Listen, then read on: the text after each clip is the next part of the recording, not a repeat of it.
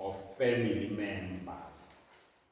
Now, lokwenda sikhulume ngaloko bazalwane ngiloko ukuthi kubita letinye tintfo tifike la tingasihambeli kahle emakhaya simply because asikaka understand lokho ukuthi nakuthiwa nje ngimbabe mina ekhaya ngesinkulunkulu uNkulunkulu ekhaya ubheke ukuthi ngente ini nakuthiwa umake ekhaya livi la uNkulunkulu lithini ngamake ekhaya nikhona bazalwane kanjalo nakuthiwa umntwana ekhaya livi la uNkulunkulu liclear liyakucacisa likuvete kube sepaleni kwekuthi umsebenzi wakho njengemfana ekhaya kuba yini endilalelani ngebazalwane sa understanda lokho kunetinkinga letinga avoideka emakhaya saqonza ema roles ethu saqonza ema responsibilities ethu kunetintfo kunetinkinga lesingeke sitibone because esikhathini lesiningi utikhanze make ekhaya sekenda lokufanele kwentiwe ngibabe watikhanza babe sekenda lokwentiwa ngimake ngiloyo watikhanza sekenda iroli yalomunye and ngalesikhathi kwenteka lokho kunetintfo letibese tiyalimala ikakhulu nakutawendeka lokho ukhanze ukuthi asikhulumi ngako siyevana kahle ngifuna sinabe lokuthi ngingibabe ngene irole yamake noma lekufanele ukuthi ngakwentiwa ngimake akusinkinga bona on itself siyevana ngingakwenda mhlawumbe lokwentiwa ngimake but nangikwenda akube khona lokukhulumisana kuze uma uthi khanza so sekubita wende netintfo vele lekufanele siteliwe nguwe ngaso sonke isikhathi unless siyavumelana because lokuhle ngemakhaya bazalwane likhaya in as much as kunema roles but likhaya lami kuba ngini nemkami lesidecide ukuthi la khaya sitawuphinda kanje siyevana kahle so kungako nje akufanele sente i-uniform ukuthi hayi indvodza ayikwendi lokhu umfana akakwendi lokhu kunetintfo letidefayinwa livi la uNkulunkulu bese kuba netintfo lesibukisana thina ngesimo sethu la ekhaya nikhona kabi kuthi njengoba la ekhaya because sazi sathi indvodza ayikwendi lokhu wena utawufika lekakho khanze sithi lesimo salekakho asifanani nesakho now nase ufunake kukwenta tintfo letentiwa kamdluli nesimo singasiso lesakamdluli you will mess up lo muntu wakho nikhona yini bazalwane so ngiko ke bazalwane sithi sifuna ukuthi chaza letintfo sitivete ebaleni so that nasifika lemakhaya asibuke livi la uNkulunkulu asiphakamise livi la uNkulunkulu si konke lesikwendako kureflect evini la uNkulunkulu amen bese siyachaphela lokuthi asililimati lo kuthi kamdluli benta njani kulungile kuba kamdluli kuyabalungela nangabe bakamdluli lele bakwendako livi la uNkulunkulu liyavumelana na siyevana bazalwane so namuhla konke lele mfise ukukhuluma ku-based evini la uNkulunkulu hayi kwekuthi bathini labafundzele tabo sociology labafundzele tengcondvo labafundzele ini ngete kwakha imindeni yes kuhle lokunye kwabo lebakhulumako because it's a profession bachithe isikhathi sabo bafundza ngabo but kukhona labantu sibakhuluma ngabo bafunze ngabo banetifiketi tabo but kuclashe nelivi la uNkulunkulu so kithi ke labakholwako standard sekwenda lesikwendako nasi amen nami nje ngidawukhuluma lekukhulumako nakhuluma umqondo wami lo mcondvo wami waphambana nemcondvo kaNkulunkulu beke eceleni thatha umcondvo wakho. Amen. So la ekhaya nje sikhuthaza lokho sifundzisa lokho live la uNkulunkulu. Ngingawutshela ngeidea yami ngecabanga kwami. But kufuna bese siyabuka ukuthi kucabanga kwaNkulunkulu khona. Roles and responsibilities of family members. Now, kunemavesi ke le sitawafunza before we talk about roles and responsibilities. Amen.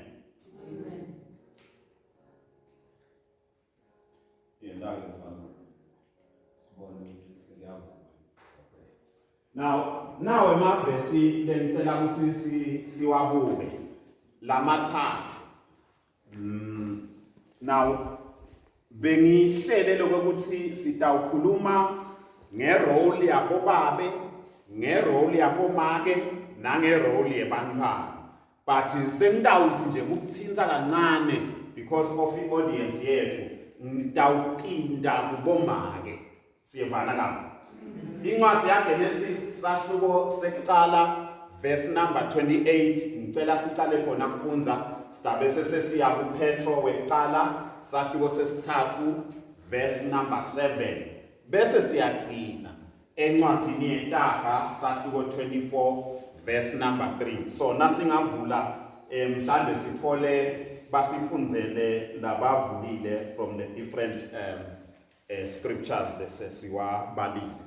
Incwadi yaGenesis weqala sahluko 28 sesimtholile singamfunzi.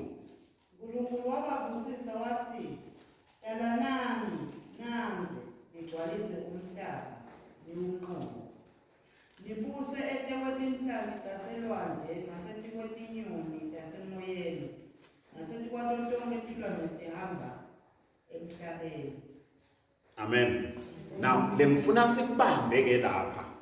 Ngiloko ukuthi sisakhuluma ngefamily ngemndeni.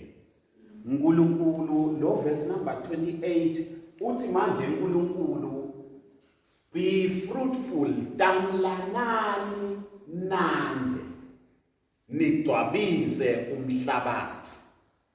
Siyevana ka? Lokusho ukuthi kusiniketa ke injongo yaNkulunkulu yekudala wesifazane adale wesilisa. Siyevana ka? Kwakungasinje ukuthi kufuna ube ngumake wena noma ube ngubabe wena kuphelele lapho. Injongo yaNkulunkulu ukuthi kufuna kube ne-reproduction. So when God establishes a family, injongo yakhe ukuthi kufuna kube nekudalana nekwanza lokwendakalayo. Siyevana ka? Now ngeke sakhuluma ngale ngcenye yesibili ukuthi dalanani nanze nibuse etukwabo konke. That's a topic for another day. But namuhla from this portion of scripture asinake lokuthi live la uNkulunkulu lithi sizathu seku-establishwa kwemindeni kwekuthi kufanele kube ne-reproduction. Amen. Sigijimele siye encwadini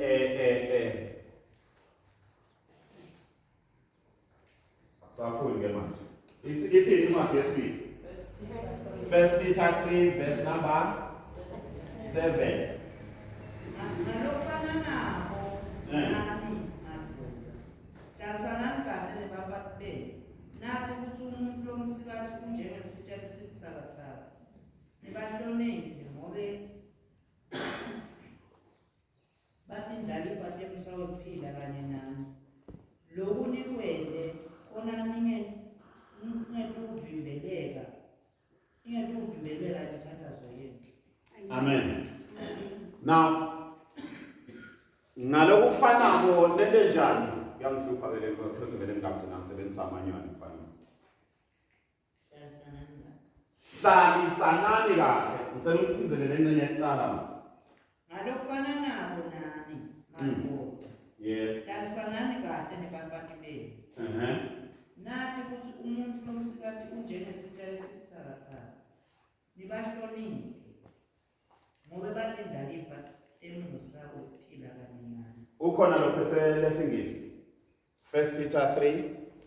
In the same way, you husbands must live with your wives with a proper understanding that they are weaker than you. Bamba yekela khona la. Ngifuna unake nawune kwekudwebela udwebele. Angisilapho leBhayibheli. Lelesingisi lithi hlalisanani nabo. Lelesingisi lithi with what? Proper understanding. That is the key word here. Now utathatha abantu lababili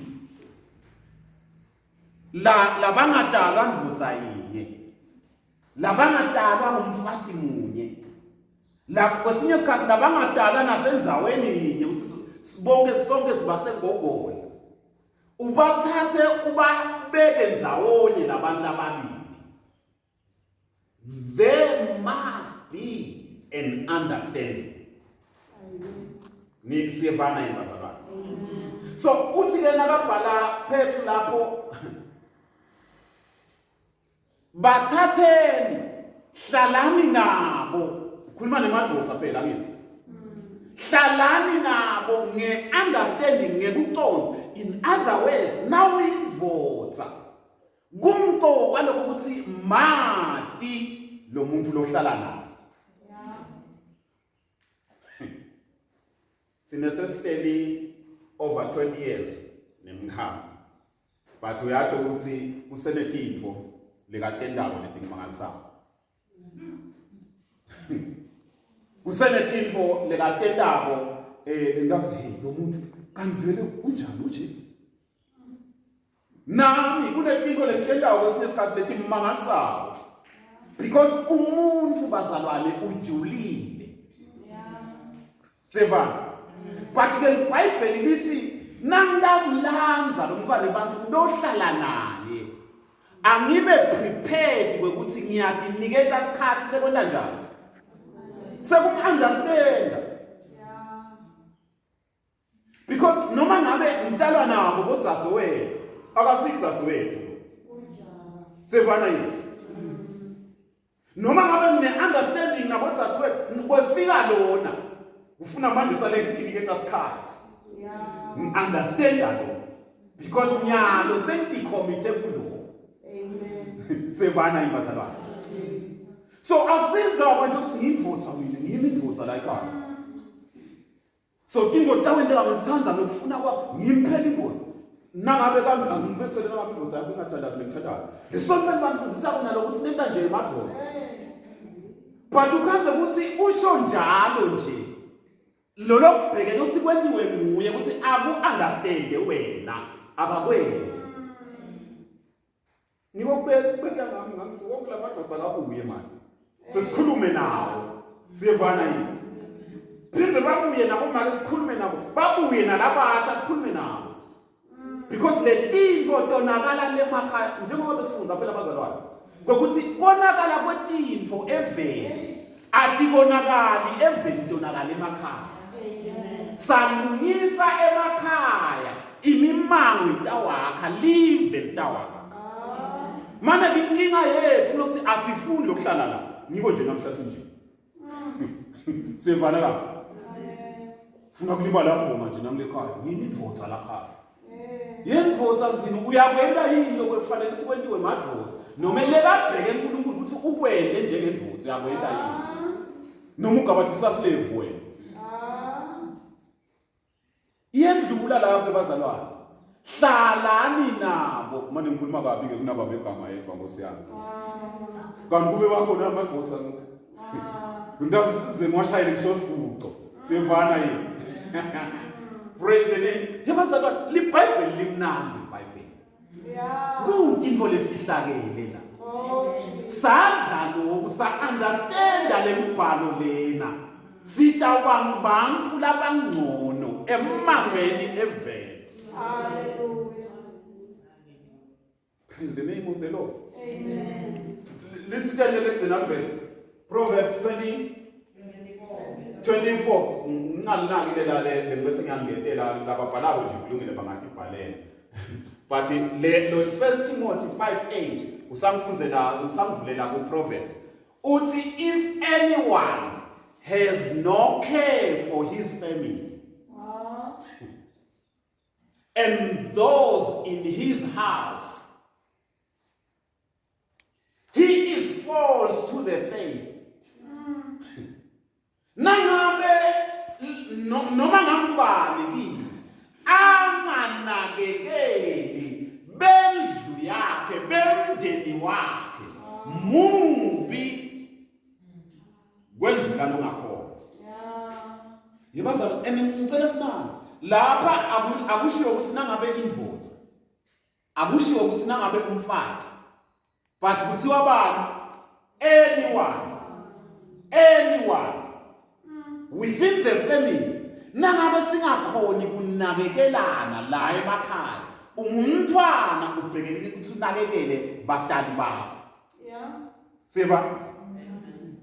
Umzala umake uyanakekela abantwana bakho. So lithi saze sehluleka lokunakekelana. I mean, nake phela uhambe uyonakekela abantu ngaphandle ufike kunakekela abantu ekhaya kini, endlini yakini. So niyabona bazalwane ukuthi kukhona kumoswa nithi. Practice these things lemakhaya. Sinebantwana bethu, bantwana asibafundi bane responsibility ekusinanga. Sibadala. Ngiyo nje ngathi kusesikhathi malungelo afike kabi ngoba siphakamise ilungelo sashiya irresponsibility. Amen. Lilungelo lakhe ukuthi ayofunza but unemsebenzi yokuthi na angabayi eklasini nasebenze la endlini. Akaklini. Akatenze. Akenda kuze ntomniketa lelungelo lakhe lahamba neresponsibility. Amen. Sevakile. So uthi lithi nina ngicabanga ukuthi lento lethu ifika nemalungelo ifika nalabo abafundzile athi live la uNkulunkulu kade lakhuluma ngabo veta sakuna. Asinakekelana. Nangabe kukhona longanakekeli lomunye mubi wendlula longakhona. Akunenzaba ukuthi nawufika la nkonzweni uhayita kanganani wena ungene emoyeni. Uthi so uhayikile ukuthi nawubuyela lemuva ekhaya ufike ukhulume uthethise khahlele kokokani. Kumangala ukuthi nangashutha isithombe sakho ulekakho bese ngishutha sakho senkonzweni bani lababili labangafani la. Nalilani bazalwane. LiBhayibheli likhliye.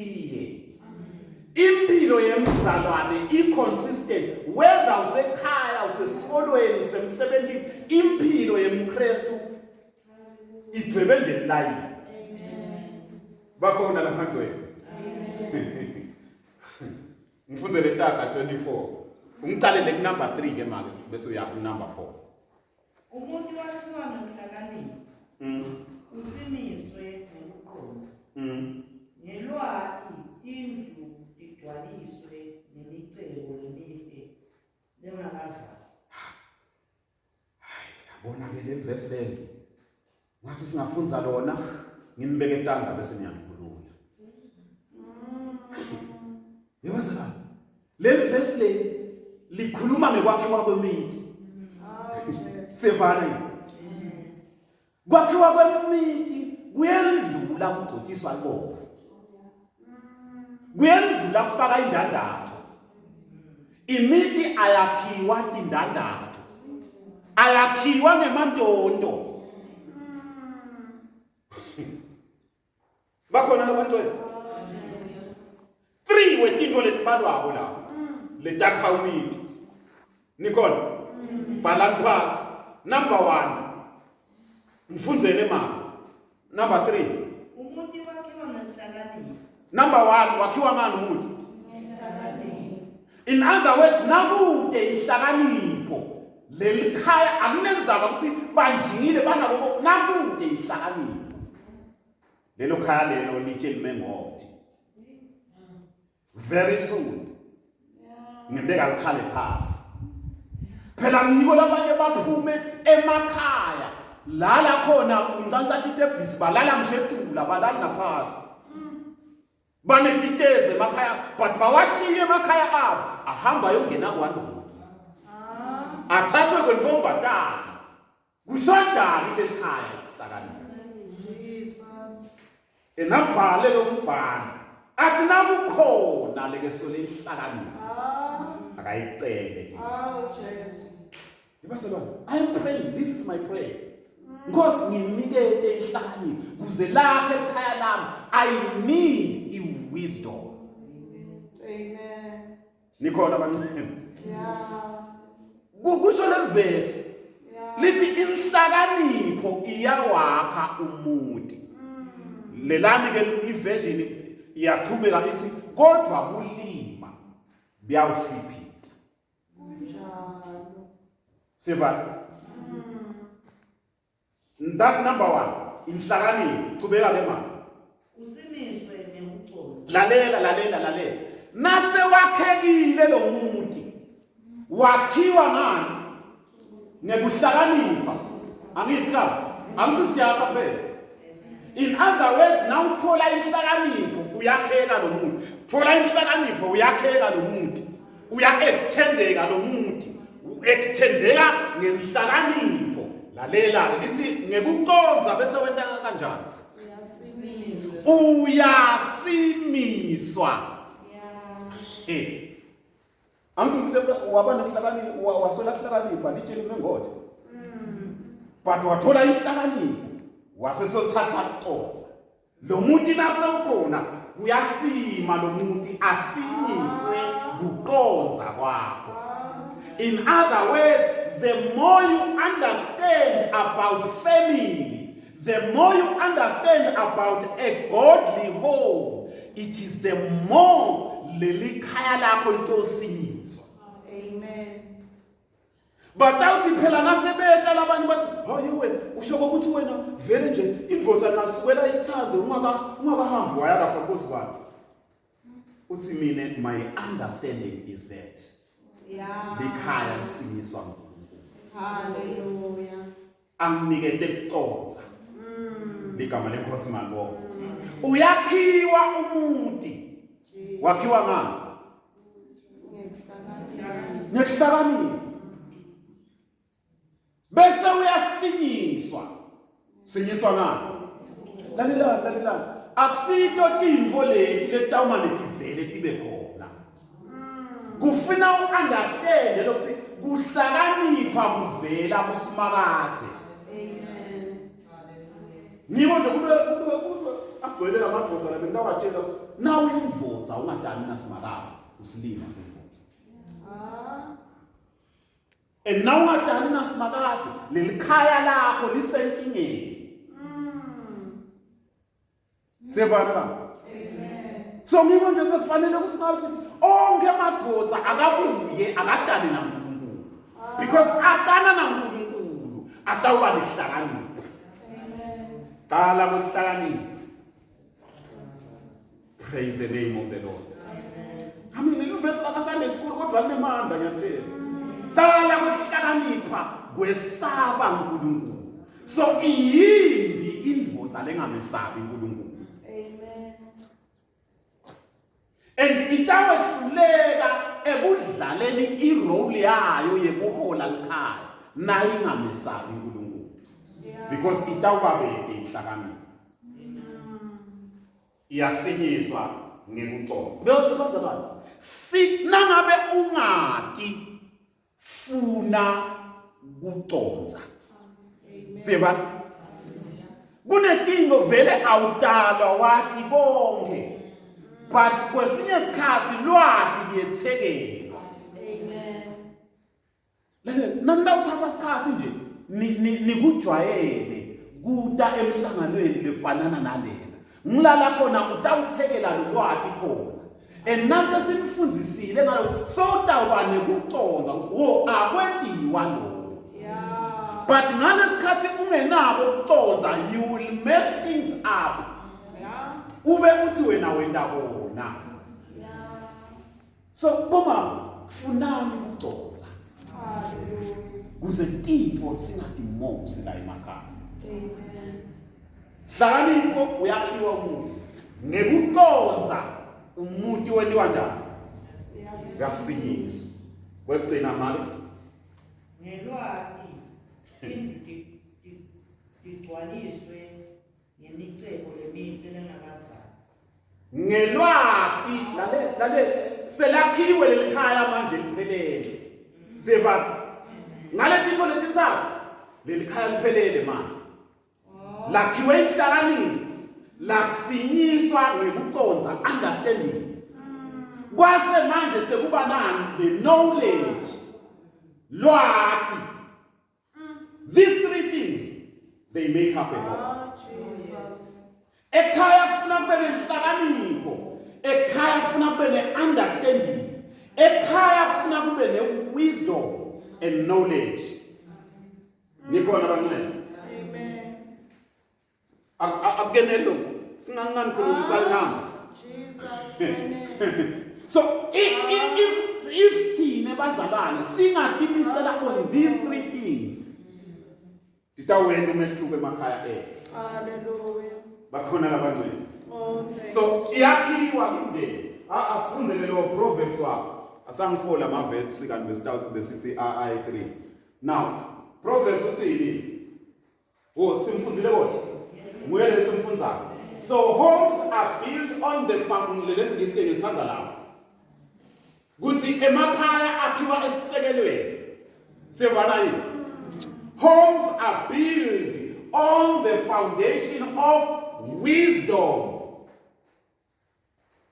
And then bese manje wisdom and understanding. Now leli humsho leli ke le contemporary. Libese lithi where there is knowledge, lapho kunelwati khona, the rooms are furnished with valuable and beautiful. Lapho kunelwati khona, emakamelo alendlu lena.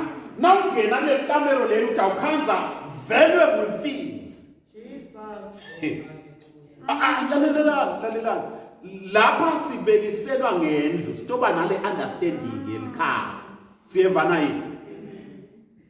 Sibekiselwa ngendlu ukuthi sisekelo selikhaya nakwakhiwa likhaya. Number 1 akube inhlakanipho. Phinde futhi bese ke kuyasinyiswa kuphi kambe ku understanding. Ku knowledge ke lithi ke manje la kune knowledge khona la makamero alelo abese lalela phela la makamero mama naba bantwana lesibadala. Sivana yini?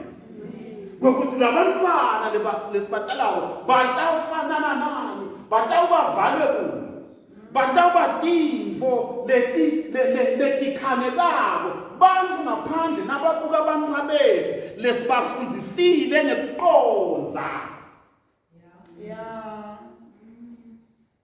Sitaba nebantwana labansito ekhaya babe lisito nasemama. Praise the name of the Lord. Amen. Now, sigebelele ikhodi yakho. Bambeni. Nasikhuluma ngekwakha umndeni ke bazalwane.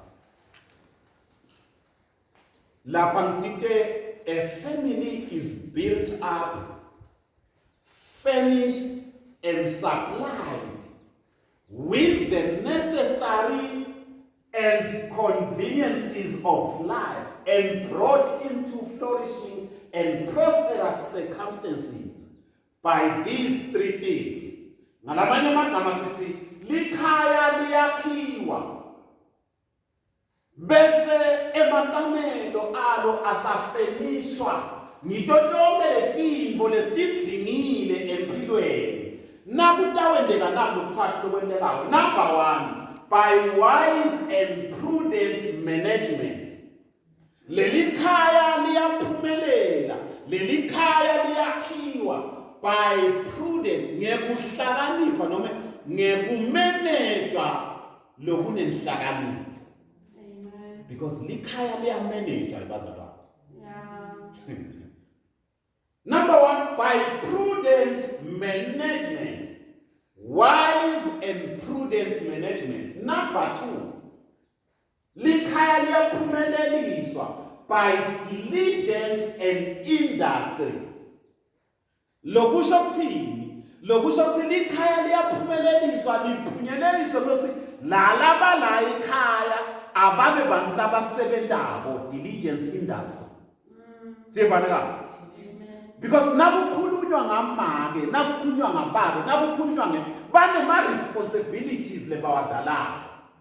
So number 1 kwaba ne management, wise management. Number 2 kwaba sekwendele. Number 2 kwase kuba ngilokuthe ngikubamba le ngoba sifuna ngibele phansi. Number 2 kwaba ne industry, diligence industry. Lokusho kuthini?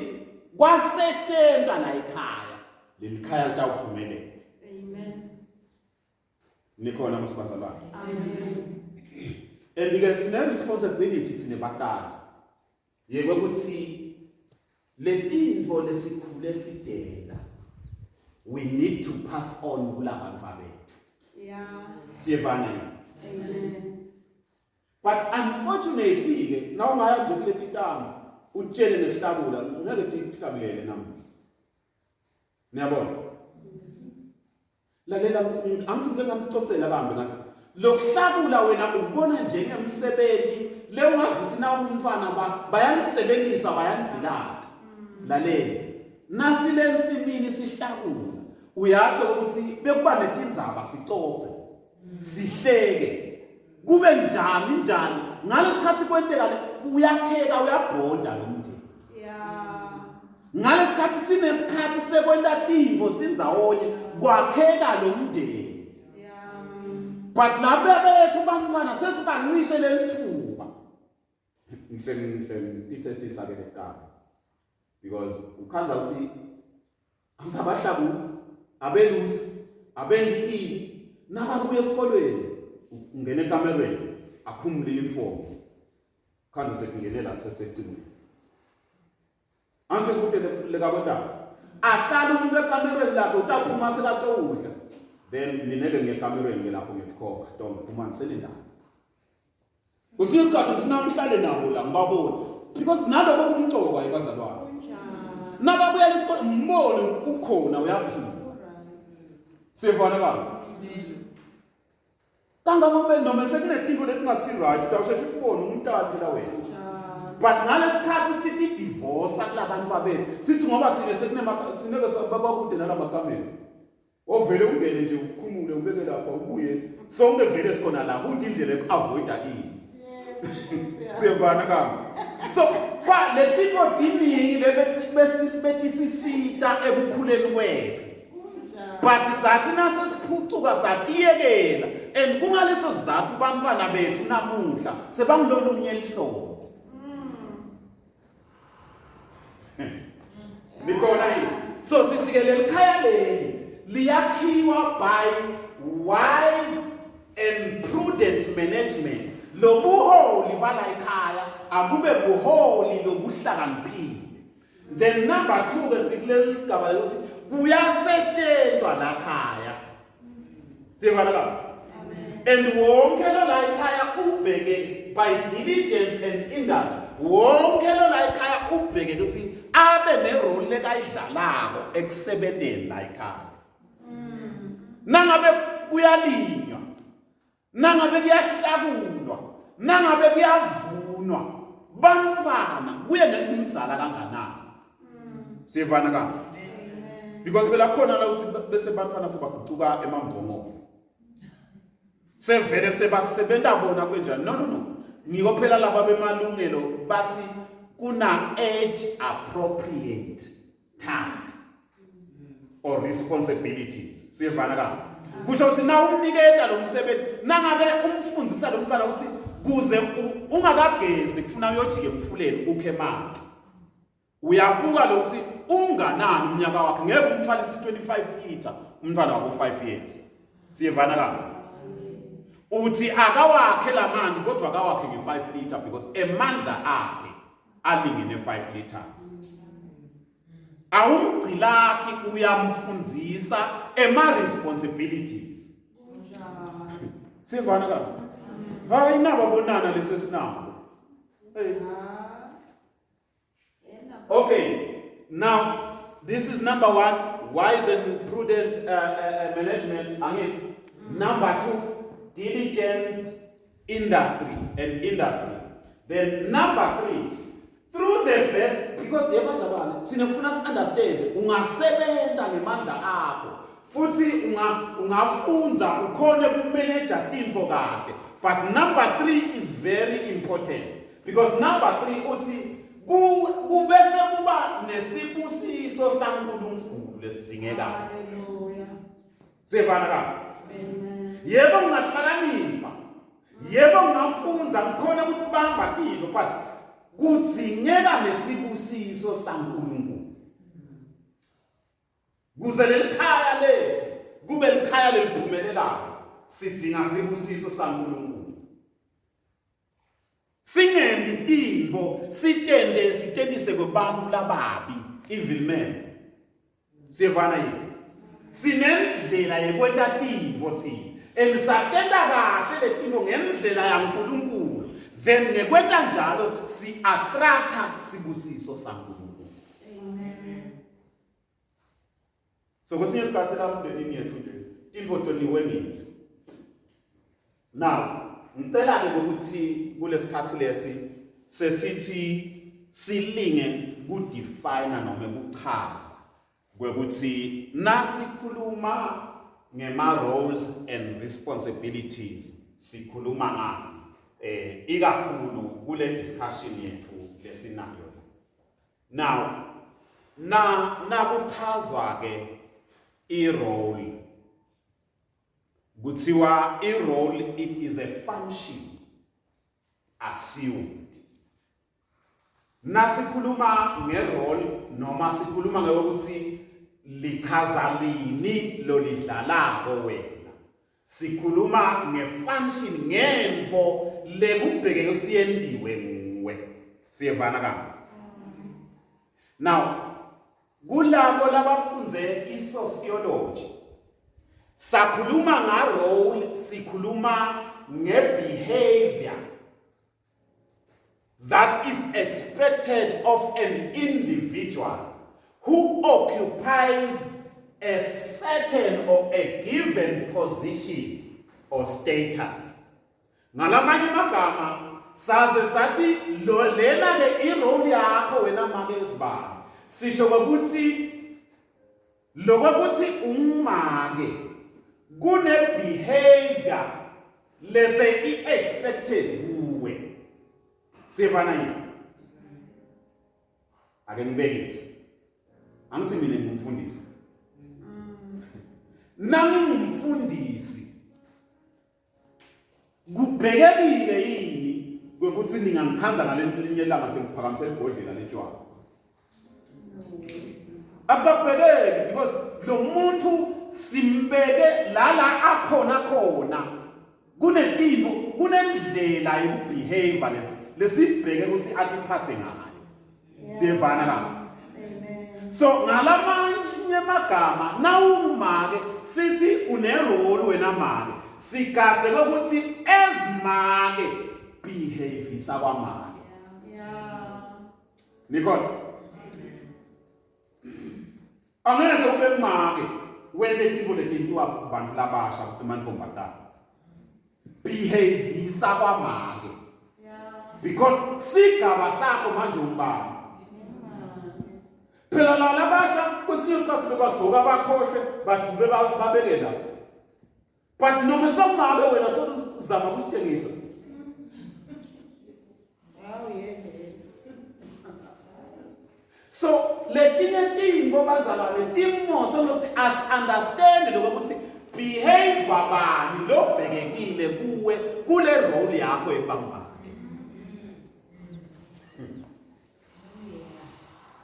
And unfortunately kwesinye isikhathi lapha angithi ngichazelo yaka sociology, kwesinye isikhathi lapha sekuyendlula kwesinye isikhathi etintweni lesingakhuluma thine njengamake nababe sivumelane nawo kulokunye kuya akuyi ngithi thine sivumelane but kuya ngokuthi emangweni kumukeleke ini. Yeah. nababuka make emangweni bamchaza ngendlela lethike. So kubhekeke ukuthi nawutilita ngamake kuze wamukeleke emangweni yena ngale ndlela le. Nikhona?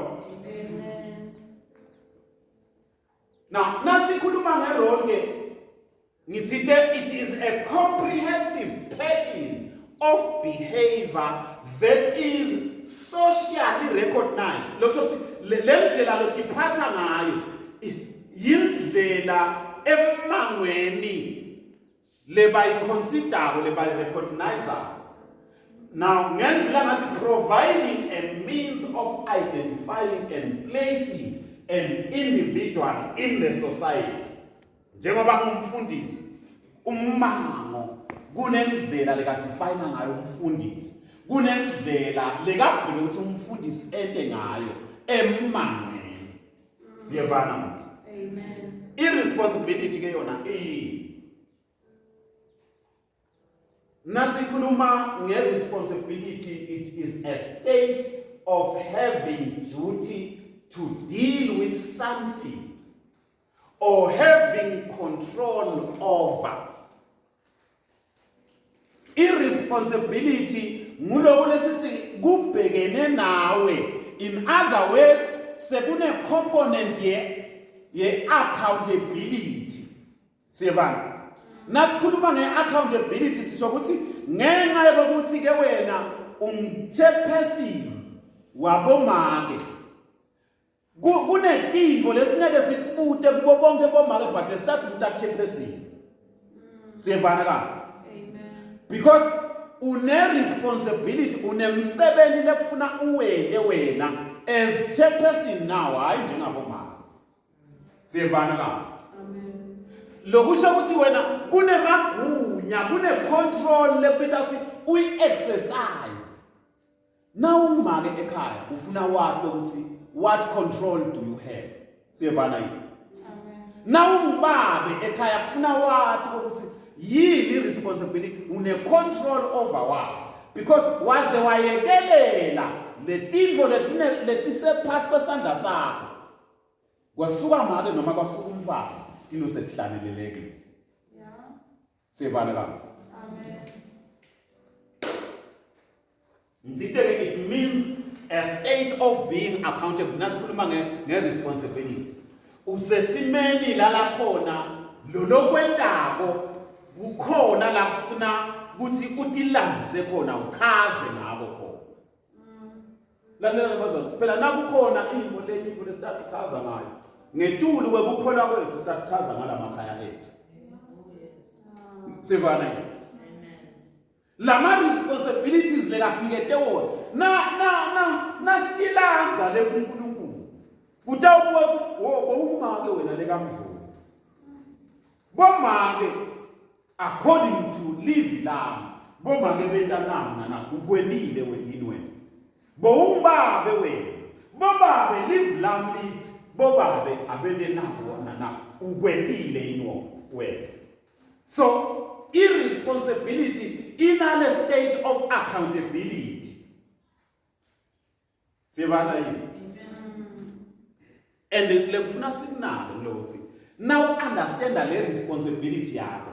Utawati ngaloko ukuthi in your responsibility unelilungelo leliphelele lekwenta independent decisions. Sivana?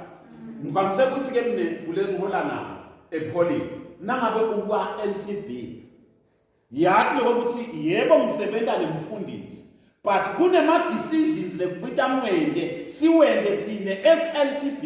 Sivana yini? Ngeke sithi sitawumela umfundisi asathi no wena kule responsibility yakho eba ngunakuzana i-board member kunetinto tinqumo lekuthi tendiwe nguwe and now tenda letinqumo utenda independently. Siyevana yini? Wayekelela wangagithatha inqumo nalakubita tuthathe inqumo khona kutawonakala. Ngiko emakhaya ethu konakele abantu abethu because kunetikhathi lakubita sithathe decision khona but sayisuspenda sangayithatha i-decision. Umntwana waqhubeka wacabanga ukuthi this is the right thing to do. Basalwana, asifunzeni kuthatha tinqumo. Sivana kabi. Ukuthi umuntu otasithathela letinqumo. Ngiyokuthathela namnyeni wakho, ngiyokuthathela namntwana wakho. Kubita wena kule responsibility yakho. You need to make an independent decision. Amen. Now, ngeke ngisanza lapha because of i-composition yethu. But nje quickly now my responsibilities emadoda. But ngicela ukugijima siye kuma responsibilities abomake because of indlela lesingakhola. Siyabana la. My responsibilities are abobani.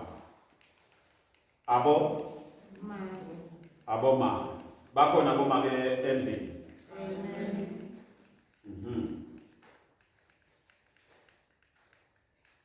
Yini ema roles and responsibilities abomake. Yeah, tawushuba ke manje.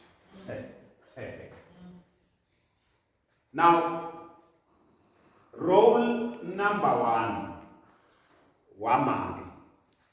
Now ufunza iBhayibheli. Ngivesi bani kodwa? Ndobona sisihamba kanye la.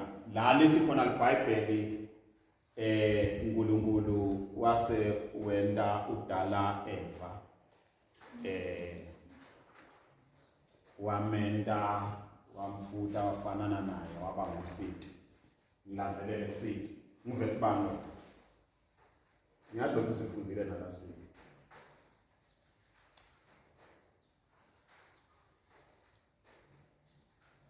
Genesis 1. So that is responsibility number 1.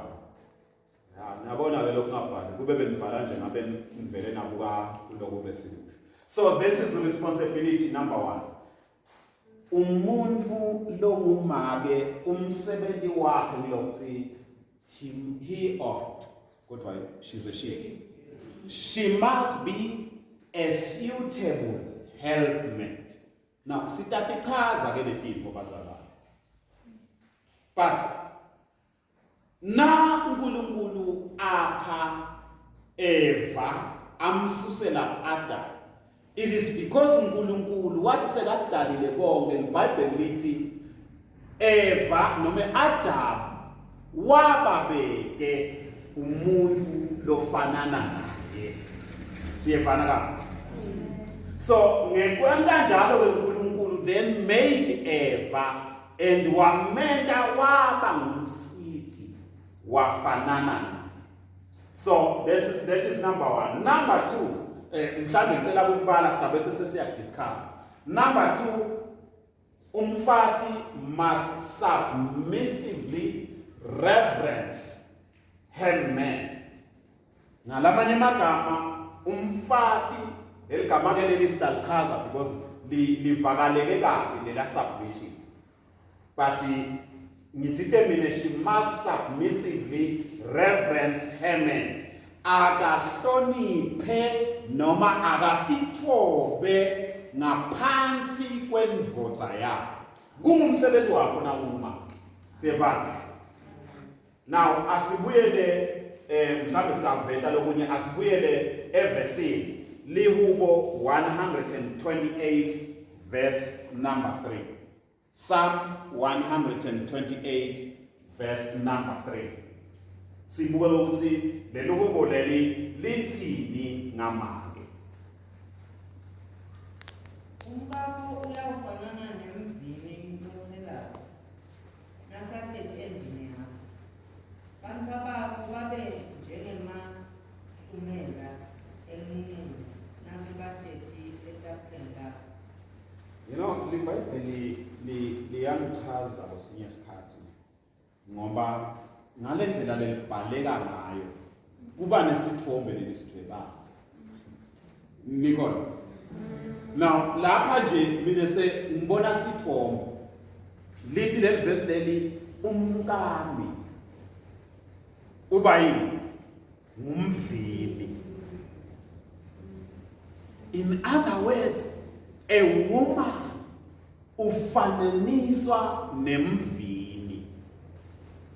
Siyavana yini? And hayi nje umvini, but umvini lo wenta njani? Lo thelako.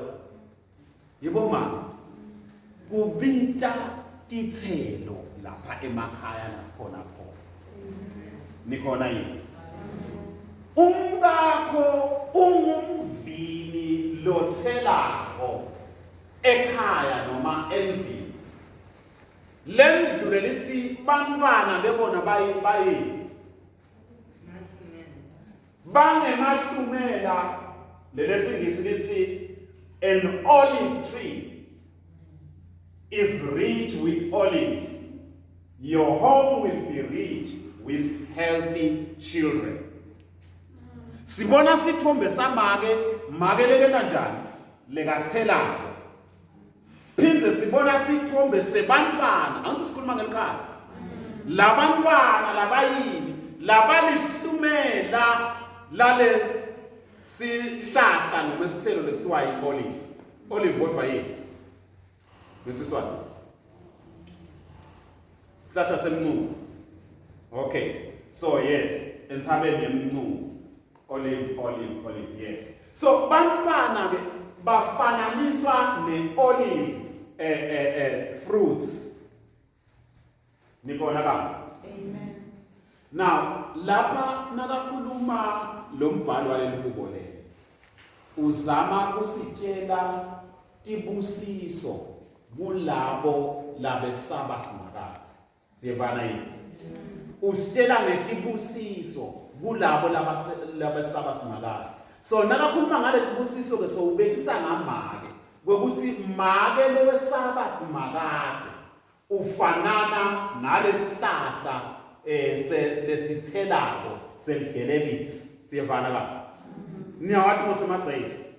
And kukhona futhi i-characteristic yema-grape lebhekekile nakumake. Because niyathi phela nawufunza iBhayibheli lithi bomake laba la sifunze khona basitshale sithakathaka ngithi. Ufuna sihlale nabo ngekubantu. Lalela, niyasibona isihlahla sema-grapes. Sihlahla sema-grapes asikhoni ukudimela sodwa. Siva kuze sikhone ukukhula kahle, sithele kahle, sidinga ukuthi bese sosakhela kwelithamanyana. Sazi sathola lelithamo bese siyakhona ke kuthandzela. Sithandile lapho udawukhanza sithelile. Sivana yini? So ngilesithombe lesitholako ngamake leke saba uNkulunkulu. Uyathela njengalesihlahla. Athele emagrapes la ekhaya lo makeleke saba uNkulunkulu uletha tithelo. Bakhona labancane. So this is sibusiso saNkulunkulu kulabo labesaba simakade. So sithi ke lo make lona kufanele irresponsibility yakhe yekucala ukuthi kubhekeke ukuthi abe is-suitable helpmate. Ngumsiti longuye. Siyevana yini? Amen. Ngicela kunihlebele ngoba niyathi ukuthi ngaphandle kwenu sibophayizayo. Ngaphandle kwabomake. Ngeke sibe lamadvodza lesiyiwe. Namuhla siyahlonipheka simply because kunebomkethu. Siyevana yini? And indvodza by nature iyamdzinga umuntu eceleni. Hayi umuntu lotayishayela umthetho but umuntu lotayi understand lapha ke babe lapha. Siyevana yini? Hayi ngoba ngicabangi kahle but umuntu lotawusida. Elalela kucocela for your own information. It is not every woman lekangakhona ukusida. Siyevana yini? akunenzaba bangathanda bonke bathi mhlawumbe kusesikhathi bakhulume bathi ngiyakuthanda lalela. Sikhuluma about a suitable. Siyevana yini? There is only one person who's suitable for me.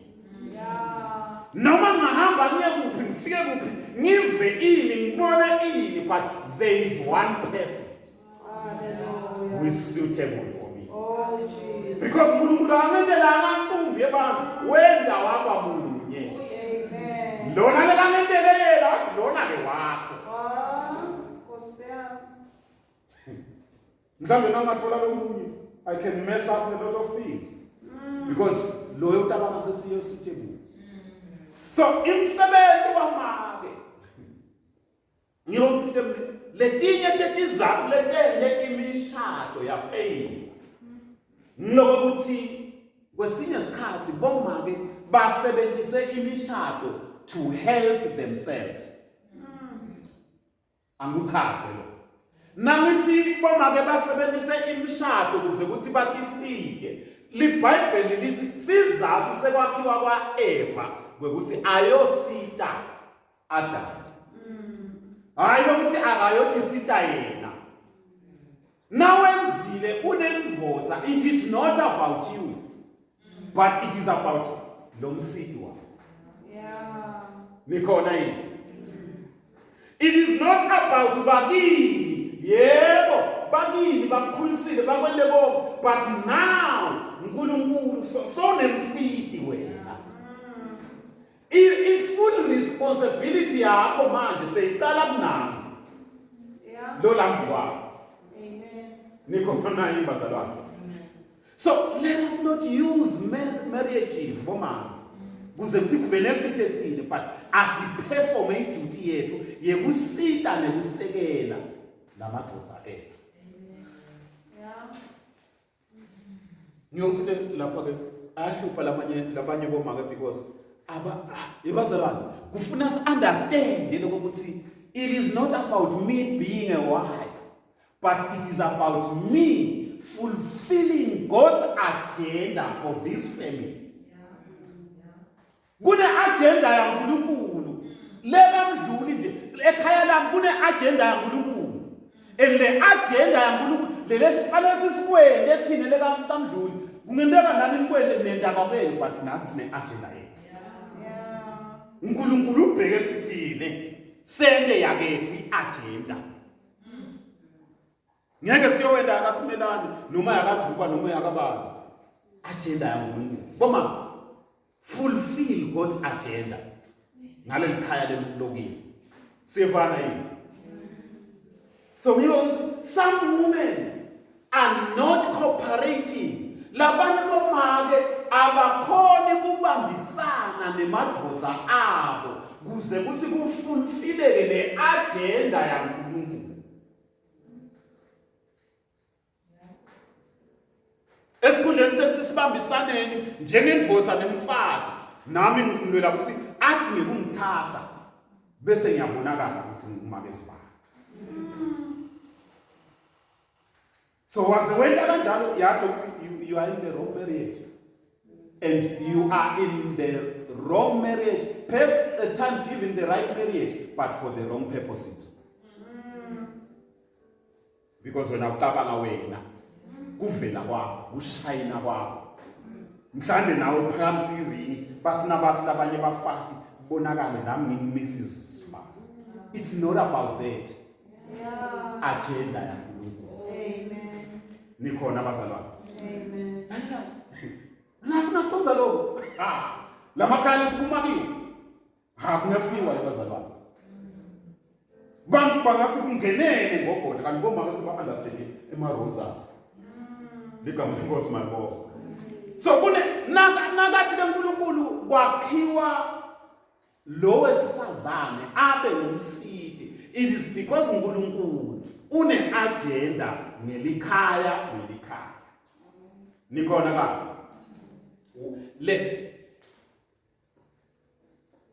Lo wethinga ke lapha liphuthelethini. God's agenda can empower wives to do greater things. Ngitsite lapha ke ngizama ukuthini ukuthi saze sakhona kubamba leli cebo laNkulunkulu ngaleli khaya lokini lokho kuyenda lokuthi ubese sowuthola emandla ekwenda netinto letingetu siyevana so God's agenda yakhona ku empowerage bonani lo mfana ngicabanga ukuthi khona le kusho siyevana kambe basabana now ngiko bengithe manje engaging God's agenda starts with the husband and the wife who must cooperate with the program. Lapha kubita because nguloyo nje akalweli ukuthi kubonakale yena but labantu lababili cooperation nikhona ka bayabambisana kuze kuthi le program yaNkulunkulu lolu hlelo laNkulunkulu kuze silendeke kubita kubambisana nikhona ka Amen. namhlanje kube bekuya ngema developments bekhaya ngabe umkami aketi la bekubita ukuthi ngimshiye but naye ngekubuka bumcokwa balomhlangano she decided ukuthi akubambe lokho bekumbamba athi utawubuya akubona lokho kubitwa ngithiwa yini ubambisana siyevana ka in as much as kungabonakala kuncane lokho futhi sekusita kusupporta lo myeni wakhe nakule ministry yakhe siyevana yini because nami bona lokuthi sibambisene letinye tetinto akuyi ukuthi siyakishumayela letinye taletinto kufuna nitibone nikhona yini bazalwane so cooperation is very important so silahlekelwe kuletinye tetinto because sehlulekile lokubambisana kule program yaNkulunkulu mina ngicela ukutshela lalelane bazalwane akunenzaba umyeni wakho mhlawumbe vele ngilolu hlobo lo uthi wena kwesinye isikhathi because yendeka ukuthandaza ugcine ucabanga ukuthi into ngeke tendeke ungamcabangi lethi akhola lalela noma ngaba ngakhola but kune program yaNkulunkulu sivana yini wena njengamfati lokholwako nawudlale le role yakho nabambisana iprogram yaNkulunkulu itawuphumelela amen so lokubambisana lengikhuluma ngako ke lokho ngiko ngithe lapha it has nothing to do with ukuthi ngithi yini le ngakuthola nanginte lo wena ngidaze ngimdwalise nakadwalile kunani asimyeni wakho yini because wena lo lokumcoba nginokuthi yenda lo lokubheke ethukwende yena kwesinye isikhathi angadecide akwenteleka kwendawo but once wenda le kufanele kuwele you fulfill God's program kama lenkosi malibonga so it's got nothing to do with ukuthi utholani in return ngiyosithi ke le role yemfati lona it is to help the husband do his job well angithi nathi sineduty njengamadoda but lale lokho ukuthi uNkulunkulu aze ende umsidi it is because kuze siwendeke kahle lo msebenzi wami njengendvodza ngidzinga wena so umsebenzi wakho nginokusita mine kwenda umsebenzi wami ngiwende kahle sivana bazalwane and nanganaka angikhulumi ngendvodza lekholwako nendvodza lengakholwa ngikhuluma ngelikhaya nje ezimake wasekhaya iduty yakho ukuthi usite babe ekuthenini ende lo msebenzi wakhe baba because waze wakhona kumsita babe ekwendeni lo msebenzi wakhe lalela ngalesikhathi kuthiwa lapha ekhaya kaMdluli babona tinto letinhle kutawuphakama lendvodza yebo but ekugcineni kwako konke bayathi ukuthi kunalazi bani siyevana yini so necessarily akusho ukuthi phakamisa nje imvotsa but udiphakamisa wena. Because the moment uphakama lo ngumholi nawe uyaphakama phansi wakho. Amen. But wanyatheleka lo ngumholi nawe kusho ukuthi uyehla. So asithatheni isikhathi ke bazalwane. Let us support inangizana bobabe bakethu. Nikhona. Now, this is i-role yaboba yethu njengaboba. I-role yethu. Ngiloko ukuthi phela nathi bobabe akakafanele lokuthi sende le role yabomkethu yekusisekela ibe nkulu. Niyakuthi kunemadoda lekenda ukuthi kube likhuni vele lokusekela kwakho uma. But i-role yethu njengemadoda ngilokuthi nami indvodza mine angende ukuthi kube melula lokungisekela kwemkami. Ngwenda kanjani lokho ukuthi kube melula? Ngekokuthi mine ngisethe le environment. Ngende lesimo. Kube simo la khona sikhona kubambana sisonzelane khona nemkami. Lalela, ngalesikhathi sibambana sisonzelane senakho into sikanye kanye nemkami. Kwesinye isikhathi abantu babethu bayahlala bayabuka. Yeah. Nikhona yini? Amen. Because siyadisplaya siyamodela impilo eceleni kwalabantu abethu. Nasemangweni la siphila khona. Utawuva labanye sibathi yathi angithi ngake nganibekisela la ukuthi mina kunebantu incumbi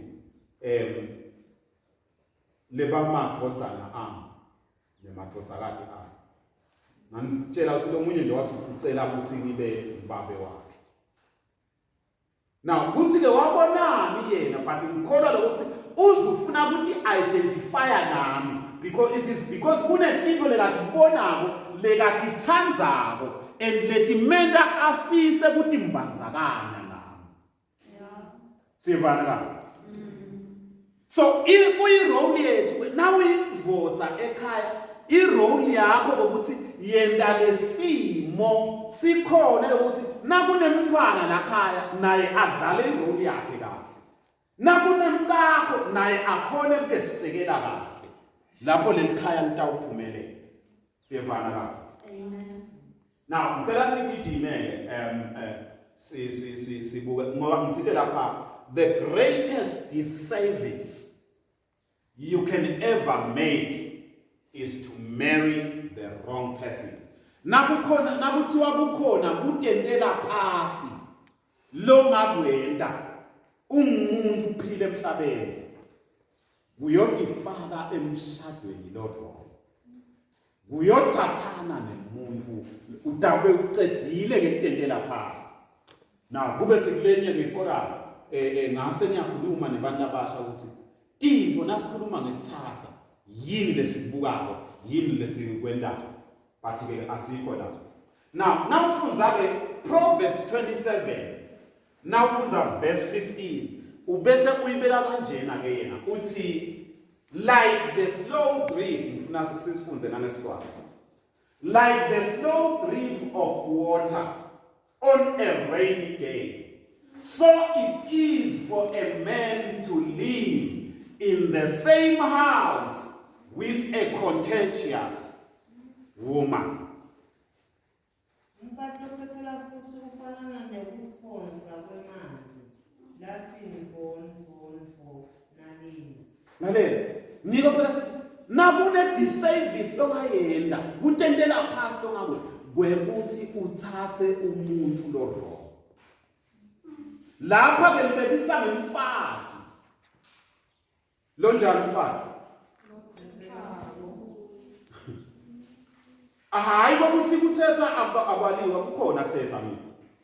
But naka lokho kuthi lapha kuthiwa ngumfati lo thethela futhi. In other words, uthetha lokho unnecessary. Nala kungakabheki ukuthi akhulume khona yena live selahlala nje moyeni. And now uthethe lo njalo ke uthethe wrong. Lithi leBhayibheli uthatha umfati lo njalo kufanana nelitulo kuhlala phasi kweliphahla lolinethayo bese kunalitulo because uthi uhleli ubinzile uve ukuthi ndo and it is so irritating nikhona abancane kuyacansulana kuyanyanisana kwekuthi noma kude sizathu solo lihlahlala liphakeme nikhona abazalwane bese umfundzele sicedzele ngesiswati Proverbs 21 verse number 9 Ungcono ukuhlala wedwa etaleni kunokuhlala ngaphansi endlini kanye nemkakho unothethela futhi. kungcono ukuhlala kuphi bazalwane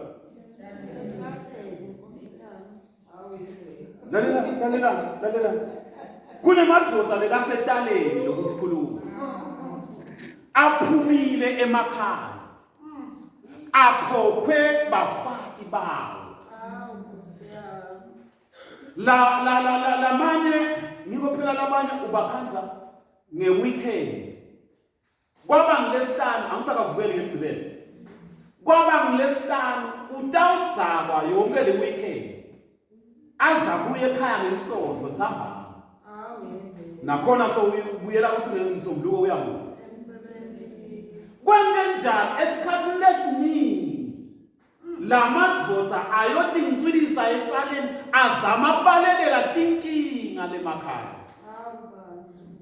so decide kuyohlala etaleni kunethi ahlale nangamufaki nangulo contagious nikhona ibazalwane so kumntokwa as bomake let us not drive away emadvodza ethu asingawacoshe ekhaya akusho lokho ukuthi atawuhlala nawo vele konke kukabi no kwesinye isikhathi atawubhetha vele kube abhedzile but musa kuba kulolu hlobo lemfati leliyimfengwane noma ngabe kwesinye isikhathi kwenteke iphutha but imfengwane yemfati ikwenta ungaliboni naleli phutha lawo nikhona yini wathi nje uthi ngefike ekhaya awubuye ngala ebakwazi bami yabona lapho soyasho yesu yesu because niyathi phela kwesinye isikhathi sesiyawathi nalamathons siyevana yini sengiyathi nje ukuthi angazangibide kanje sengigadzile ukuthi ngabe njani sengone kuphi ke manje siyevana yini so but ke lapha akukhulunywa ngemuntu lobone lokubi sa addressa lokubi sa addressa ngendlela lekahle futhi la kukhulunywa ngamake lo yena nje licacathu nje lidlambezi nje siyevana yini so njengabo make we need to be aware of this and take caution kulo siyevana yini now sithi ke the command to manage God's creation belongs to both male and female not male and female so ngalamanye magama le command yekwe kuthi because phela uthi tenkulunkulu sitaba responsible kambe etikwetilwane tonga ngithi le command leyo bekungasiyo i-command le directwe endvodzeni le management ye creation ayikakasimi endvodzeni yodwa but isendvodzeni nemfati wayo siyevana lapha now a woman is not just an extra on the side of a man. She is an indispensable part on the program. You are a part. Awusinje ukuthi ngoba phela labanye baze bafune ukwendela phasi nase bakhuluma ngama ukuthi wakhiwa ngelibhambo nje. Niyabona lapha. Emtimbeni wonke nje waphuma lubhambo. Lalela you are not an insignificant part. Sivana, uyingcenye lenkulu ikakhulu kuprogram yaNkulunkulu ngaleli khaya lokini. Sivana ka. So dlala ke lencenge yakho lokufanele ukuthi uyidlala kule program yaNkulunkulu. Ngiko bengifite kuze kuthi le program lena iphumelele kubita ukuthi udlale ingcenye lethile and be by the side of your husband. Kubita ukuthi ube seceleni kwemiyeni wakho umside imihla ngemalanga. Basalona sidinga kusitwa ngini imihla ngemalanga. Nasiyekelela nine nana nathi ngesikhona ukufulfilla le program yaNkulunkulu ngetimpilo tethu. Nikhona lapho. We need you by our side as our helpers. Now, mhlambe sitawufina lapha description of a divine lohamba kahle ngesikhathi sami. This is 12. Hopefully by 30 sitamexpecting. Description of a divine helpmate. Now, nayi incwadi lenye le so controversial basabana. Niyamathi iZakha 31. Umfati weZakha 31. Now, ngicela singakaqali nawufunda Zakha 31. This is where la sifike sithole khona uNkulunkulu asivetela sithombe se-divine helpmate. Siyeva? Usivetela sithombe semfati longumsiti ekhaya lakhe. Lalelani lo mfati lo kunento lokubalako ngayo. But lo mfati lona akasibhosi yala ekhaya. Siyevana yini? Noma kukuhlelo lokubalako ngalo mfati lona, she doesn't become a boss, she still remains a helpmate. Amen. Nikon? Amen. Now, nasithola ke lo Proverbs 31. Uyachazwa lokuthi le helpmate lena iyini. But before uchazwe lokuthi iyini le helpmate lena, nawufunza ucabanga ngembuto. Kuthiwa manje who may make discovery of a woman of virtue. For her price it is much higher than jewels. Nawufunza lelinye luhumusho likhuluma lifakana ligama nalo lekuthi it uses the word excellence. An excellent woman.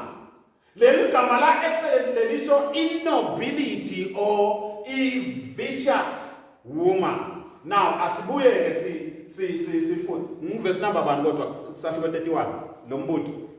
Is it verse number 1 or 3? Mfunzele verse number 1, 31:1.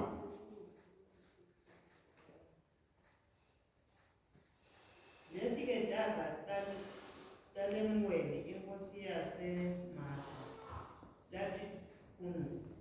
latifundiswa umlimi. Lalela ndodzana yami. Okay, hamba 3, number 3. Emandla akho ungawachithi labasikati. Yebo emandla ekuphila kwakho ungawachitheli kulabo. Awubuyele ku 2 futhi. Lalela ndodzana yami. Lalela ndodzana yami, ndodzana yesisu sami. Wena uyiphendule umthandazo wami. Hayi kube sinebantu labasha. Emandla akho ungawachithi kulabasikati yebo. Emandla ekuphila kwakho ungawachitheli kulabo lababhubhisa emakhosi. Hayi asikekele yabona lokho kube ngikhuluma nabantu abasha bengangiyakhuluma nginabanye. Niyafusevana. Because lo miyani lona ucondzisa emadvodza kadini, ongathi emadodzaneni. Siyevana ka. Now, but ke asikushiyela ukuthi sibuke indzaba yama. Nase the hallmark of a virtuous woman. Now ufundza verse number 10 makho. Ngibani ongathula umfana sibili? Mhm. Uligugu lelengcaba onke ematshelane. As long as this woman appeals, she does good to the man. Siyevana yini? Because le isisho njalo, because a Christian woman, umfati lokholwako, she always seeks to do good emyenini wakhe. Siyevana yini? Ngaso sonke isikhathi ulwela kwenda lokuhle. Siyeva? Amen. Hayi ngoba enloku akusinto yanamuhla akusinto yakusasa kuphela. Kodwa yinto lekayilwelako imihla ngemalanga etinsuku tonke tekuphila kwakhe. Yeah. Because yebazona kudlala le role yethu njengebafati. It is a practical thing. Yinto ya onke malanga. Yinto lebita kusifice sisebele. Siyevana yini? No, lo make lona ke simkhanza nakukhulunywa ngala. Uyakhona usita likhaya lakhe ngato tonke tindlela. Nakukhulunywa ngekungeniswa kwetimali, tiyangena letimali ngalomake lo. Siyevana yini? Nakukhulunywa ngekusebenza ngetandla, uyasebenza lo make lo.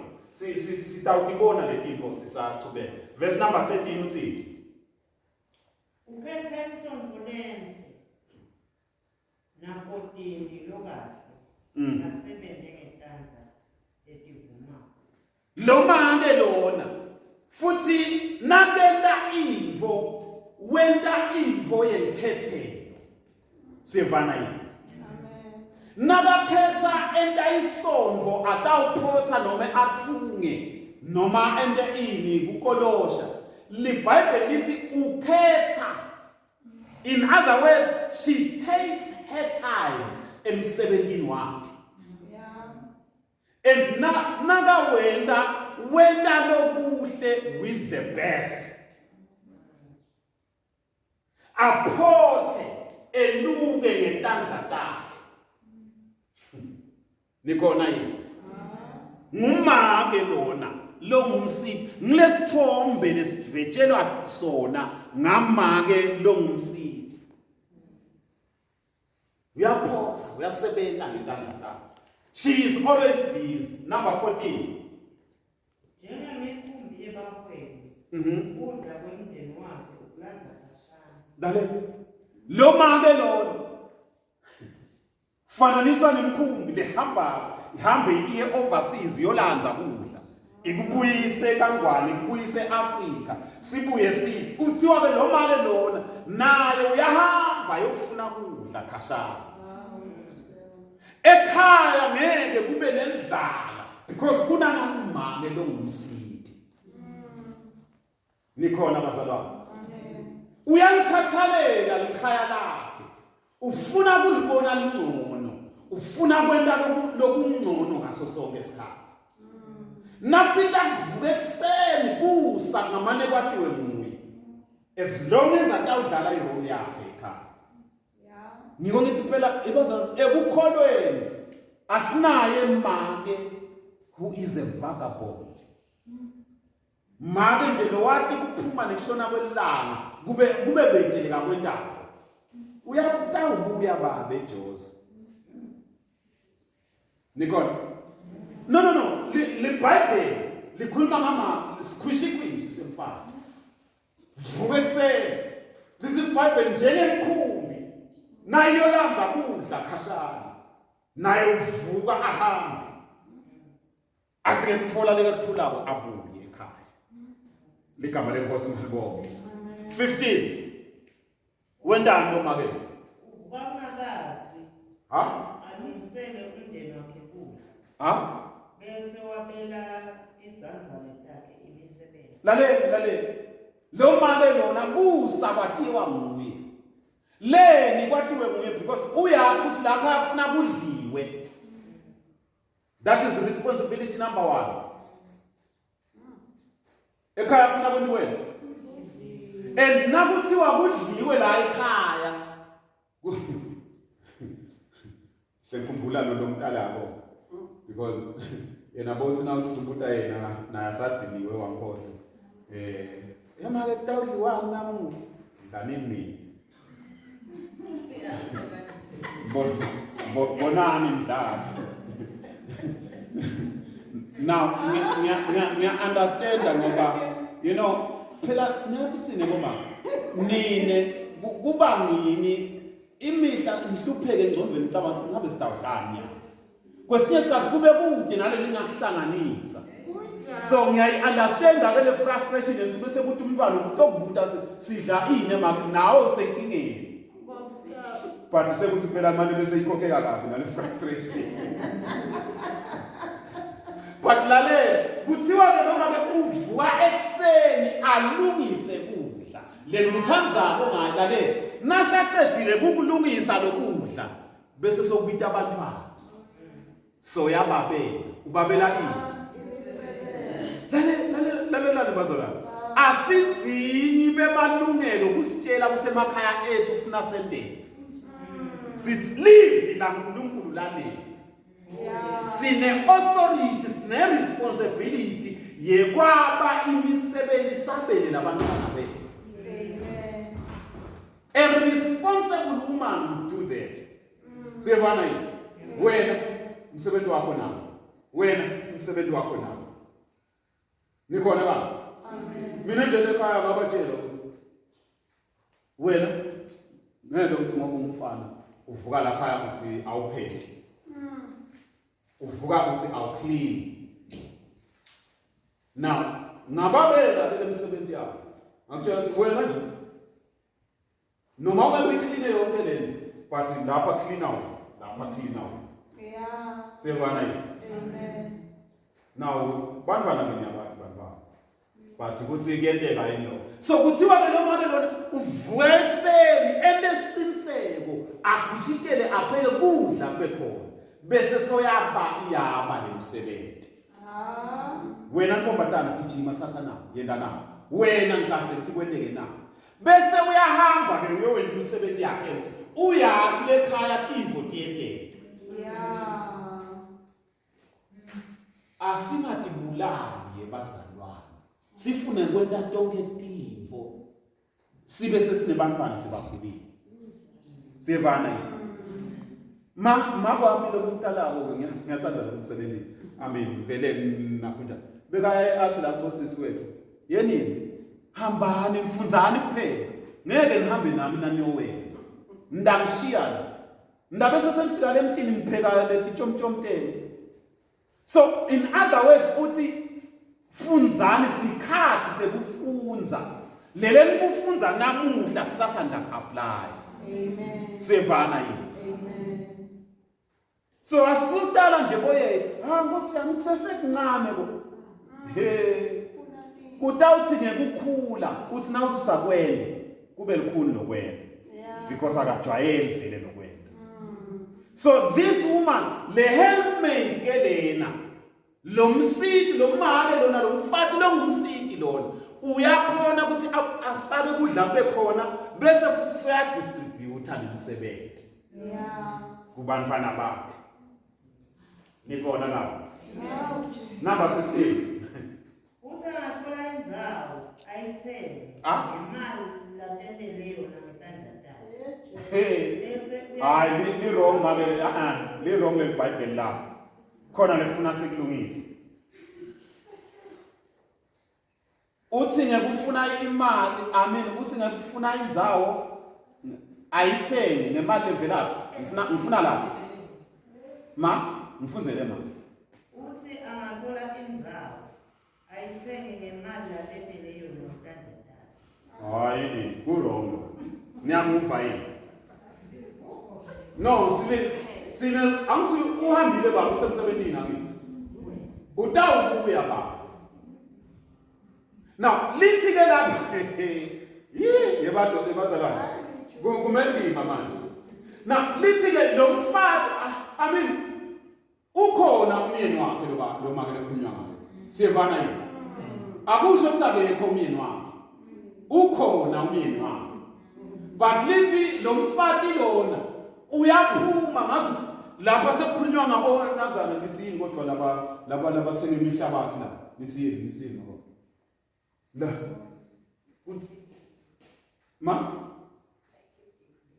yebo but lo make lona umfati lonemehlo ngisho newekuthenga indzawo unema properties siyevana yini and lama properties lawa aketi emholweni wendvodza ma properties latawathenga ngemsebenti wetandla takhe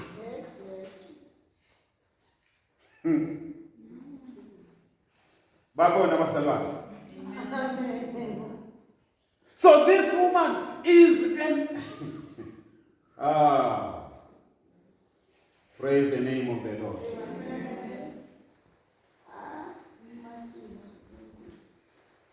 She knows how to buy land and she knows how to plant the vineyard. Asawuthengile lo mhlabathi phinza usebenzise. Because loloku umqoka ngilokhu nawo lo mhlabathi sawuthengile awakhe imali.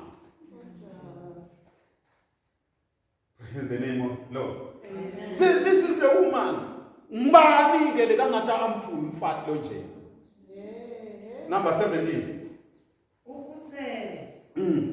Uyagubula afinyele ledva. Ha? Aphine setandla. My baby. Asebenze. Yeah, Jesu. Kunjani ngogozi? Bathi lo mfati lona ukhuthele. Lo mfati lona uyabhula. Lo mfati lona uyadikinisa tani.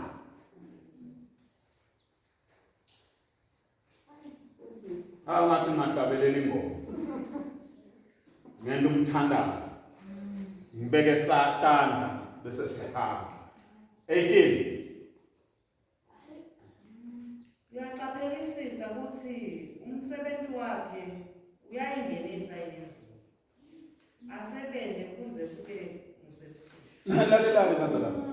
This woman uyaqaphelisisa. In other words, nakenda info uyacalculator. Siyevana yini?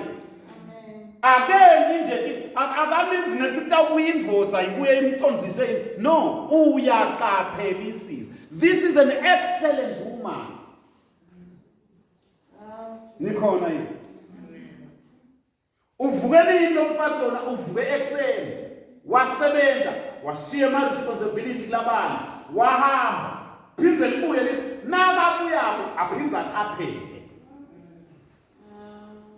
Phinze alale nini? Hayi wena nawusebentile emzukwane usebentile. Hayi wena bakithi.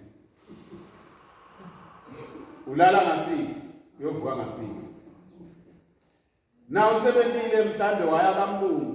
Hey namhle emsebentini, besinemana kuzana ma auditors kwabanjani hey bekulikhulu nami ufuna ukufika ungene endlini.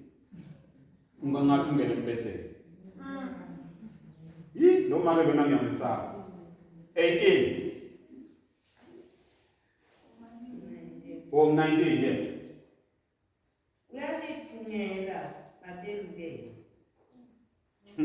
Lo make lona yini ngazuthi yebazalana umuntu uyaphila yini umuntu lo? Uphila ngani? Hayi man, ngazi silemsebenzi ngethuli kwemuntu lophilayo. Ngaze ngihlabele le ngoma lengayiva yasejolika manje hamba inhliziyo yami uyele ezulwini ngoba kukhumula. Lo make lona ngazi ukuthi kude kuphumula. Matha kaphili lamhlabeni. But lalelane bazalwane. Lapha this is an ideal woman or an ideal helpmate. Ngumfati ngesinkulunkulu. Siyevana yini? So ngalamanye amagama, this is what we should all strive for. Asifune kukwenda sonke. Let us not use lama scriptures lawa kuti condemn sithi nasibuka sithi angeke ngikhone kwenda and relax. But asifunze lo mbhalo, asibone lesithombe bese sesifuna silangatelela kuba with this excellent woman. Ligama lenkosi ngibonga. Ngicela sigcume siye number 24. Uthunga tingubo ngemvama letholisakele. Bese uthengisela bawe. Niyabantu bawe. Bosoma business la. Angathi lingena njani eSwatini because lisixhosa igama. Bosoma uyathunga. Lokho kunibathunga. But lale athi ngekuthunga akathengiseli ordinary people. Thengisela bosoma business. Uthengisela shop owners. This woman is an industrious woman. Uyasebenza ngitanda. Lelethi to uyaphotha. Phinze uyathunga. Phinze uyaphuma hamba yothenga. Phinze asebenze ngitanda. This is an industrious woman. So this is the picture of a woman, a Christian. Ikakhulu bazalwane nasikhuluma ngemfati lokholwayo. Siyevana yini? Kufanele abe nje umfati lokholwayo. Ngiko nje ngithi tile iqueen. Hayi esonveni. Siyevana. Bantu laba yeka. Esonveni next. Because ngesinkulunkulu kuyasetshenzwa. Phela laba somali bethe isikhathi sekusebeni. Utawubamba ina ibambe njani. Because nakabamba igama lami litawephuka. Niyabo. So kude kuslay asislay la siyasebenza. Nikhona imbazala. So ngiko ngithi angeke utipite ngemzalwane bese kuba beke excellence. Angeke utipite nomfati lokholwako bese kuba beke productivity. Angeke utipite nomfati lokholwako bese kuba beke nje wena lukhono lonalo lolatini. Lalala angikhulumi ngekufunda. Kuthi ufunze wafika kabani. Likhono alidzingi standard 2. Siyevana yini? Amen. Nangabe nangilanza intoboza lapha ngihlala phansi ngiluke emacasa. Kuyamdinga in grade 2 lo. So ngeke uthi hayi mina amfunzanga no. Emakho ngeke ube ngumfati lokholwa kude ngisho linye likhono lonalo. Kude nje umkhiqido wena lo wendawo. Kodwa uyakhona. Kude excellence. Timbo nawe entahlindo kubonakala. And call yourself a Christian. Awusimkholo. Awusilokho. Yeah. This virtuous woman, she helps her husband. And she is skilled unemakhono. Uyathunga ngala, uyaphotha ngala. Uyabhaka ngala, uyathengisa ngala. Ubona futhi kunethi uyathengiswa lapha kunensimi lela uyayithenga insimi. Enaka ithenga lensimi akathenga nje ukuthi kube nemhlabathi kuyakhicitwa kulensimi. Basalona asishintsheni tingcondo tethu. Asibe kulolu hlobo lebafati lababasiki kulamadvodza ethu. Hayi loluhlobo letimbuzulwane lekumunya. Sonke isikhathi ngikathe babe uyabuya ngidawucela.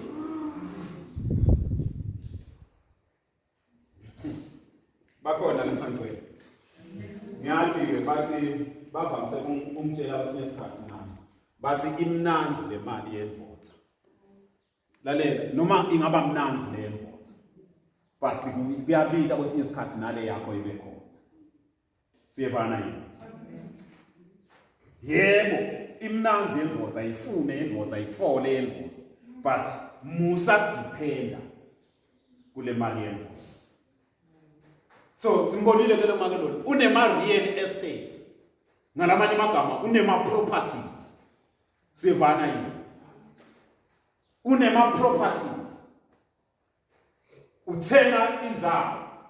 Lo mfati lona liBhayibheli lithi she even saves money. Uyayonga imali. And nakwentekile wayisebenzisa le mali, she spends wisely. Uyisebenzisa ngebuhlakanipha. Ngalamanye amagama akasebenzisi nje imali for the sake of spending. Nakayisebenzisa itawubuyisa. Nikhona yini? Hayi fabata ma fish and chips. Uyibhobe emva kwaloko uyahamba uyochitha le mali le. Emtholo. Kude lekulethela ko. Bakhona labancane. Abazalwane. Ngicela sifike egcineni. Sibambeni lapha. Thank you so much for your time. Kwesinye isikhathi akufuneki sihlafune ngetulu kwalesita khona kukumita. So I think for today ngicela ukugcina. Now benginako ke nekwalabasha. Nginako futhi nekwabobabi.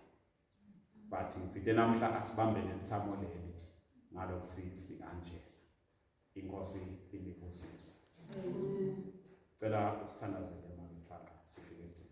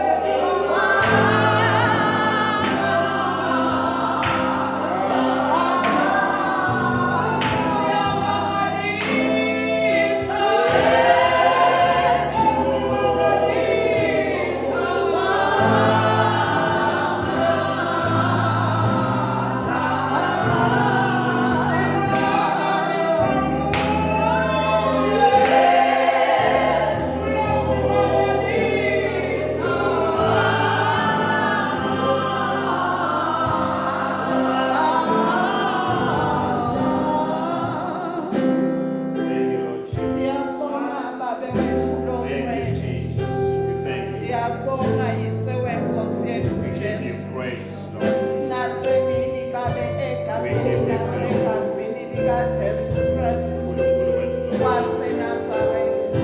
uNkulunkulu wethu Baba, ulidwala lenkosi, uyinqaba yethu Baba, ungumpheme wethu wephephela Nkosi. Siyabalekela Babe kuwe kuze sigcineke egameni nasegazini likaJesu Kristu waseNazaretha. Siyabonga Babe nasi isikhathi leside losiphe sona kuthi Nkosi usidekele litafula labomoya egameni likaJesu Kristu waseNazaretha.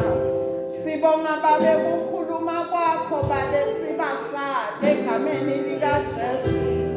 Babe wethu lo mntena kangaka, ingabe Babe siyotilandulela sithini phambi kwakho emva kwekukhuluma kwakho lokungaka lokusakhako Nkosi, lokusihlakaniphisako Nkosi egameni nasegazini likaJesu. Babe wethu lomncwele ushiso njalo Solomoni etageni uma athi umfati lohlakaniphile uyayakha indlu yakhe ngentakhe tandla, kanjalo nalosilima uyayibhidlika ngetandla takhe. Babe wethu lomncwele, Babe hlakaniphisa tingqondo tethu Nkosi. Livi lakho Babe lishito kahle nalithi kuqala kwekuhlakanipha ukukwesaba wena Nkulunkulu. Babe wethu lo mntena kangaka sesivumile Nkosi, sivumo sekukholwa kokuthi wena Kristu Jesu uyinkosi nemsindisi wetimpilo tethu. Yendlula Babe usiphe inhlakanipho yasekhaya ezulwini egameni likaJesu Kristu waseNazaretha. Babe wethu longcwele, akube nguloyo naloyo mfati lokhona la adiskhafe Nkosi likhono lombekele lona, likhono lokuphila egameni likaJesu. Babe wethu longcwele, siyatinikela Nkosi etandleni takho. Babe wethu longcwele, uthixo wena Nkosi ubusisa umsebenzi kwetandla lethu. Nkulunkulu wethu longcwele, sesiyatinikela Babe phambi kwakho ngoba wena uNkulunkulu. Babe wethu lomhlena kangaka, siyabonga Babe lokuthi emakhaya ayakhiwa Nkulunkulu wethu longcwele, imindeni iyaqiniswa, imindeni iyahlonyiswa ngabo bonke kwati nekuconza. Babe wethu longcwele, nangenhlakanipho yakho Babe wethu lowethembekile, siyathandaza Nkosi kokuthi sisaphuma la, akube nguloyo naloyo aphume Nkosi ayokwenda umsebenzi wetandla Nkulunkulu wethu longcwele, kuze imindeni yethu ithokote ngathi. Babe wethu longcwele, sikunika lonke ludumo Nkosi, nanganayo inceku yakho Nkosi, leyiyekele konke Nkosi, yatosikhonda Nkulunkulu wethu longcwele. Yiphe Nkosi inhlakanipho levela kuwe Nkulunkulu wethu lomhlena kangaka. Nakekele Babe umfana wakho, uhambele tonke tizimo takhe, yena nemndeni wakhe bafike Nkosi engadini yaKristu Jesu. Siyabonga Nkulunkulu wethu longcwele. Bless each and everyone lokhona lana Nkosi egameni nasegazini likaJesu. Sithi mawuphunyiswe Nkosi, mawubatshalwe wena kusukele emaphakazeni kuye emaphakazeni egameni nasegazini likaJesu Kristu waseNazaretha. Amen and amen. Siyabonga bazalwane.